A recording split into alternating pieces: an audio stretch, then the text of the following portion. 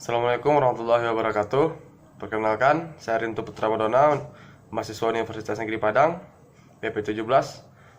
Di sini saya sedikit akan membuat video tentang tugas saya, yaitu kondisi fisik, yang dimana di sini saya disuruh untuk menganalisis sebuah buku, yaitu buku teori pompa. Dan di sini saya akan coba menganalisa bab 7, yaitu tentang teori perencanaan latihan. Baik, di sini pertama itu pentingnya perencanaan latihan dan apa perannya dalam latihan tersebut.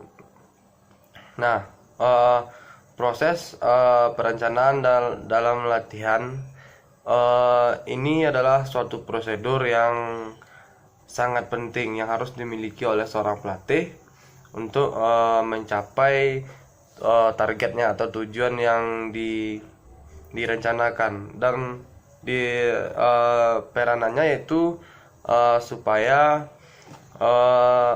program latihan yang dapat terorganisir dengan baik. Agar efektif dalam membuat program latihan, seorang pelatih harus banyak pengalaman untuk membuat rancangan atau program latihan yang akan dilakukan. Nah, karena program yang baik dan tersusun akan membuat latihan yang tepat dan terukur. Selain itu, rencana latihan harus objektif dan faktor latihan dan pertimbangan jadwal kompetisi. Rencana latihan harus sederhana, sugestif, dan di atas semua fleksibel, sehingga isinya dapat dimodifikasi sesuai dengan tingkat kemajuan atlet dan peningkatan pelatih dan pengetahuan medis. Selanjutnya itu persyaratan umum dalam membuat rencana latihan. Nah, seorang pelatih harus mengikuti beberapa syarat yang dikatakan oleh Siklovan. Yang pertama yaitu rencana jangka panjang harus dicampurkan dengan rencana saat ini. Nah, ini maksudnya adalah rencana jangka panjang merupakan syarat penting untuk proses latihan yang digunakan oleh pelatih sebagai objektif untuk memandu latihan atlet.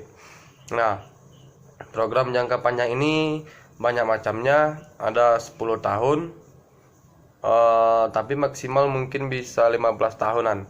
Nah, jangka dan juga menetapkan dan menekankan faktor latihan umum. Syarat yang kedua yaitu menetapkan dan menekankan faktor latihan utama. Selain latihan, seorang pelatih harus selalu berusaha untuk menekankan secara serata atau sesuai dengan kebutuhan atlet setiap faktor latihan serta pentingnya volume atau intensitas yang mendasarinya. Namun, keterampilan misalnya atau dalam fungsi biomotor tertentu atlet dan membandingkan level yang dicapai dengan tujuan yang direncanakan di fase itu.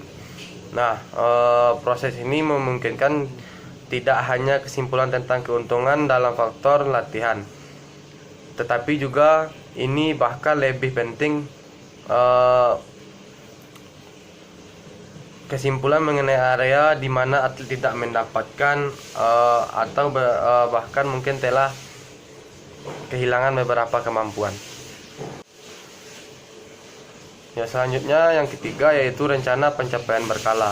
Nah, di awal setiap fase latihan, pelatih harus mencatat tujuan kerja. Maksudnya tujuan kerja ini adalah pencapaian berkala, waktunya berapa lama dan kapan, dan hasilnya bagaimana. Nah, ini yang dikatakan dengan rencana pencapaian berkala. Nah, ini adalah salah satu syarat untuk menyusun program latihan. Selanjutnya adalah jenis-jenis rencana yang digunakan dalam latihan. Efektivitas latihan dalam latihan biasanya terkait langsung dengan kemampuan untuk diorganisasi menggunakan alat perencanaan yang tepat. Konsekuensinya, seorang pelatih yang terorganisir dapat menggunakan semua atau sebagian dari rencana latihan berikut, yaitu salah satunya adalah siklus mikro. Siklus mikro, rencana tahunan dan rencana 4 tahunan. Nah, ada rencana latihan tahunan jangka panjang yaitu 8-16 tahun Ini biasanya dilakukan di Eropa untuk anak-anak yang dipilih dan dilakukan kerja yang cukup tinggi untuk mencapai prestasi yang diinginkan pada nantinya. Pelajaran latihan dari sudut pandang metodis, pelajaran latihan adalah alat utama yang digunakan untuk mengatur latihan.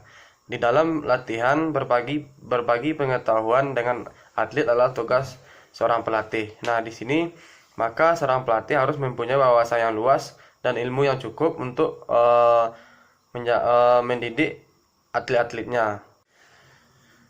Di sini ada juga jenis pelajaran latihan. Nah, ini berdasarkan tugasnya. Latihan adalah jenis-jenis pelajaran untuk memperoleh keterampilan atau manuver taktis. Nah, pelajaran seperti itu akan diselenggarakan dengan erat dengan sangat sederhana sehingga mengikuti bagian pengantar ketika pelatih menjelaskan tujuan pemanasan ataupun tujuan dari latihan tersebut.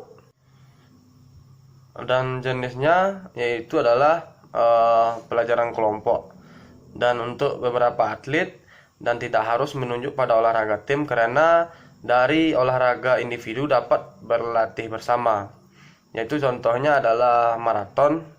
Itu kan dilakukan dengan individual, tetapi ketika latihan kita juga bisa melakukan secara bersama-sama, tidak harus sendiri. Dan selanjutnya itu pelajaran individu dimiliki manfaat yang memungkinkan pelatih untuk menekankan dan memecahkan masalah individu, baik bersifat fisik ataupun psikis. Jadi selama pelajaran seperti itu, pelatih dapat menilai beban kerja secara individu, menyesuaikan keterampilannya. Dan selanjutnya yaitu struktur pelajaran latihan. Sesuai dengan kedua rasional dan metodologis dan fisiologis, pelajaran latihan dibagi menjadi bagian-bagian yang lebih kecil, yang memungkinkan pelatih atau atlet untuk mengikuti prinsip peningkatan dan penurunan progresif dari pekerjaan yang diterapkan. Menjadi sebagai berikut, yaitu persiapan, pemanasan, tubuh utama latihan, dan kesimpulan. Yang pertama itu pendahuluan. Semua pelajaran latihan harus dimulai dengan pertemuan para atlet. Nah, di pendahuluan ini seorang pelatih memberikan pengarahan dan biasanya seorang pelatih itu akan menginstruksikan kepada semua atlet atau kepada semua tim yang ada di sana untuk melakukan doa menurut kepercayaannya masing-masing. Nah, pendahuluan ini juga bisa untuk pengenalan materi atau sebagai pendekatan dari seorang pelatih kepada seorang atlet atau kepada semua tim. Yang kedua yaitu pemanasan. Nah, pemanasan merupakan istilah umum digunakan untuk pembelajaran latihan. Pemanasan dalam olahraga apapun harus dilakukan terlebih dahulu sebelum kita melakukan latihan inti. Karena pemanasan dianggap sebagai hal yang sangat penting untuk mencegah terjadinya cedera atau kecelakaan di saat melakukan latihan. Baik latihan ringan maupun latihan berat. Dan bahkan ketika melakukan pertandingan kita juga harus melakukan pemanasan. Nah, seorang pelatih harus menginstruksikan para atletnya untuk serius dalam mengikuti pemanasan, karena jikalau pemanasan tidak efektif, maka kemungkinan seorang atlet akan mengalami cedera apabila kerjanya terlalu berat karena otot-otot dalam tubuhnya belum siap untuk menerima tugas tersebut. Yang ketiga adalah bagian utama pelajaran. Nah, ini maksudnya adalah latihan inti. Latihan inti ini adalah di sini baru kita tahu tujuan dan pelajaran latihan yang dipenuhi selama bagian utama. Setelah melakukan pemanasan yang memadai, seorang atlet mencoba mempelajari keterampilan dan manuver taktis. Nah, ini tergantung cabang olahraga, apapun cabang olahraga kita, maka kemungkinan semua pelatih akan melakukan bagian utama latihan atau latihan inti selama 75 menit lebih kurang, dan biasanya bisa lebih.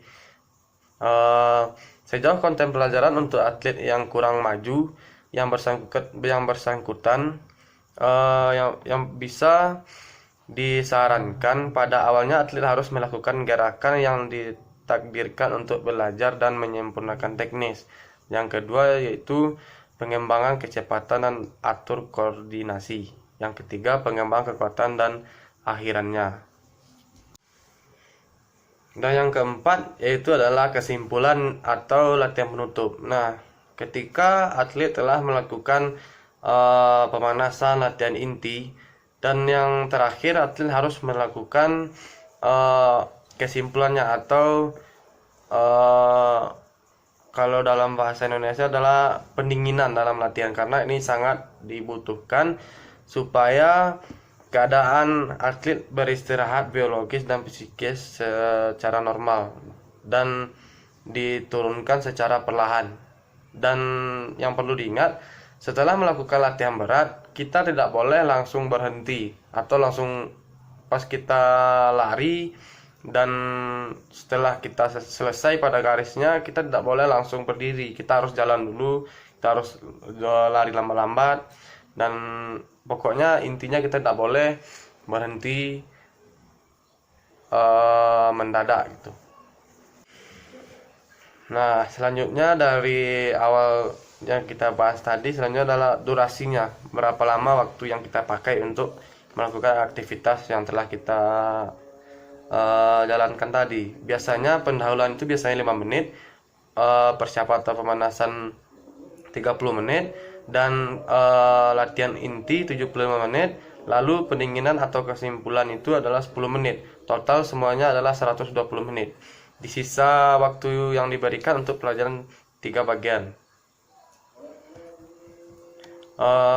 Persiapan 25 sampai 30 menit, latihan inti 75 sampai 85 menit, kesimpulan 10 menit. Totalnya sama 120 menit. Dan yang terakhir itu adalah pelajaran latihan tambahan. Nah, ketika setiap atlet berusaha memaksimalkan waktu luangnya untuk tujuan latihan, pelajaran latihan tambahan merupakan salah satu jalan yang sangat efektif. Nah, dimana untuk meningkatkan volume latihan atlet, dengan demikian meningkatkan tingkat persiapannya. Nah, di sini bagi atlet yang banyak waktu luangnya bisa melakukan latihan tambahan dan bisa juga membayar pelatih di luar, dan bahkan mungkin kalau di sekolah-sekolah itu biasanya anak didik itu biasanya latihan pagi sebelum sarapan. Nah, bagi mereka yang bisa melakukan latihan tambahan itu biasanya bisa diatur waktunya kapan dan berapa biayanya, ya dapat mengakumulasi 150 sampai 300 jam per tahun. Itu adalah jam latihan tambahannya dalam setahun.